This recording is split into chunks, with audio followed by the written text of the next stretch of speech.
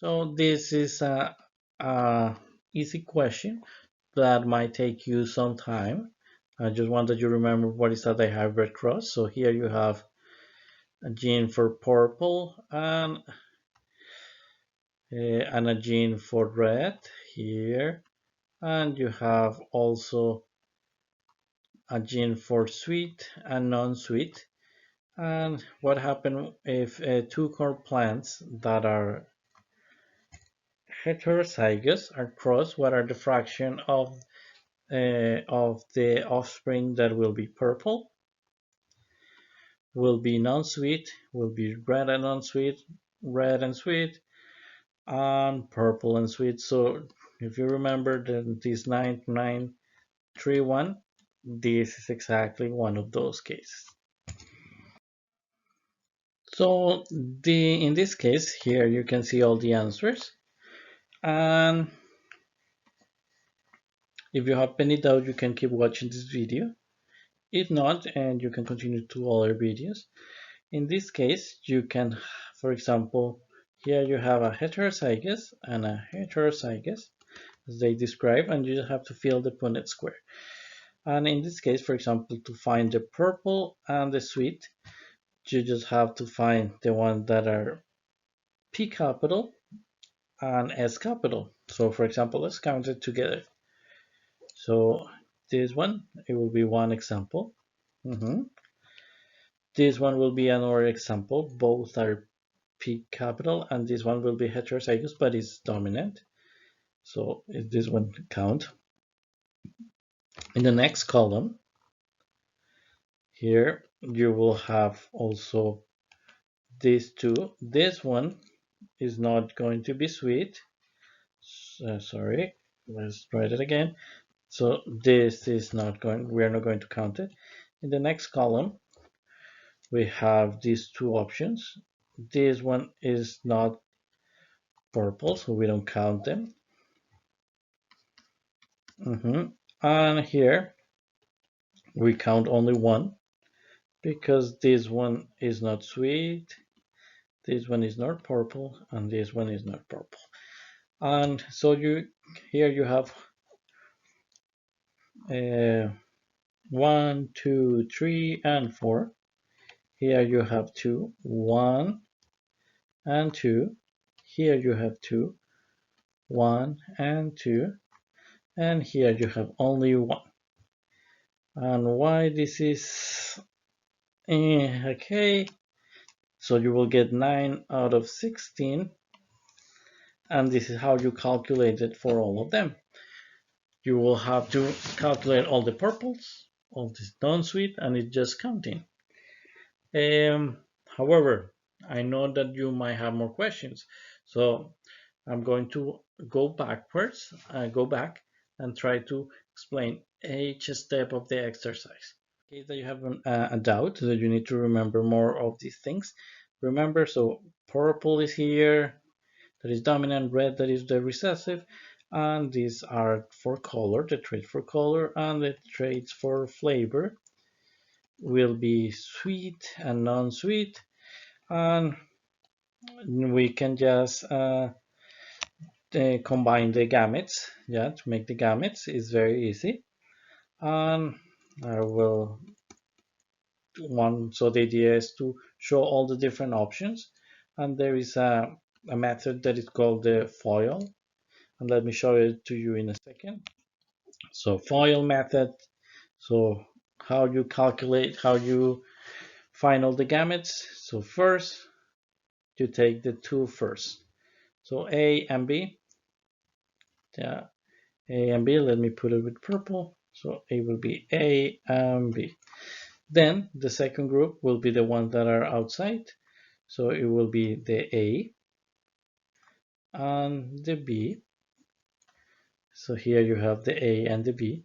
Then the ones that are inside, so A and B here, that the ones that are inside, and then the last ones, so it will be this A and this B. So here, this is how you make all these gametes, and we're going to could do it now for this exercise. So let's go the first one, remember.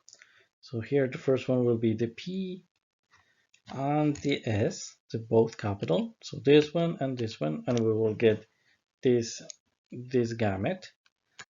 Now let's go for the next one, that it will be the one that are out.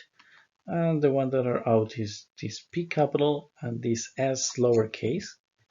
So it will be this one and this one. So you will get this gamut. Now let's go to the next one. In the next one are the ones that are in. So the ones that are in this case, it will be the P lowercase and the S capital. So you will get these two, and it will be this here, just in case that you cannot see, it will be this one. And finally, the last one, it will be this P and this S. So P and S, and you will get this, both that are the recessive allele. So very easy to do. And if you have any question, just let me know. So now all these gametes that you have, you just put it in the Punnett square again, and it was heterozygous both. So it will look like this, and then you start just drawing these. So for example here, if you have one P and two P that are capital, you get two. In this case that you have two S that are capital, you will get it there. And you will go one by one filling the Punnett square. And if you have any doubt, let me know. For example, at the end, you just have this PS and these PS that are recessive, and you will get it here. And if you have any doubt, just let me know, as I said before. But I think most of you studied this in high school, so I don't have there will be any problem. And now let's try to count the other ones. So for example, this one will be all the purple ones, because all the purple ones are all the ones that have the P, capital P. So only the ones that are red will be this one. That will be the recessive. And if we count, it will be 12 out of 16. So here you have 4, 4, 2, and 2. You will have 12 out of 16. So 3 out of 4 will be purple. And you can keep doing that for the now the non-sweet. So this one is very easy, are the one that are S that is lowercase. So it will be the one that are, they have to be homozygous recessive. So they have to have two S's. So here you have one, here you have two, here you have third, and here you have the fourth one. So when you add, you will find that you have two here, two in this column, and only two in this column. So you will end up with 4. So you have 4 out of 16, 1 out of 4. So very easy. Now let's continue with the red and not sweet. So this is very easy. So the red will be the one that are P lowercase. So it has to be, in this case, to be read as is recessive. It will have to be homozygous recessive. And non-sweet, it will be the two lowercase. So it will be, again, homozygous recessive. So in this case, it will be the two P's and the two S. And by memory, you know that is this one. There is only one case. This is why you have 9, 3, 3, 1, because you only have one that have all of them recessive. So very easy. 0, 0 in all the rest, and only this one. Now the red and the sweet. So red and sweet, it will be easy again. So red will be P lowercase, so they should to be red. It should be homozygous recessive, so it should be PMP, and the sweet should be is dominant, so it could be an S capital, or it could be a heterozygous. So it could be homozygous, or it could be heterozygous S. So let's start counting. So you have one here, you have another one here, you have another one here. So here the you have these two here that are this one is sweet, this one is sweet, and sweet, two heterozygous and one homozygous, but there are very few red. So in this case, you are only going to get 3 out of 60. And we already solved this one, purple and sweet.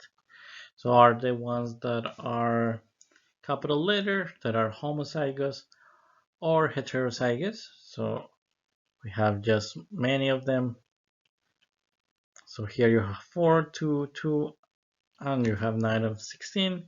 So for example, this one is not the case because both are lowercase. This one is lowercase, lowercase, lowercase, lowercase, but the rest one are or homozygous or heterozygous for the traits. So this is why you get 9 out of 16 that are the purple and sweet. And if you have any doubt about these questions, let me know. I'm going to give you a lot of study tools so you can keep working on this.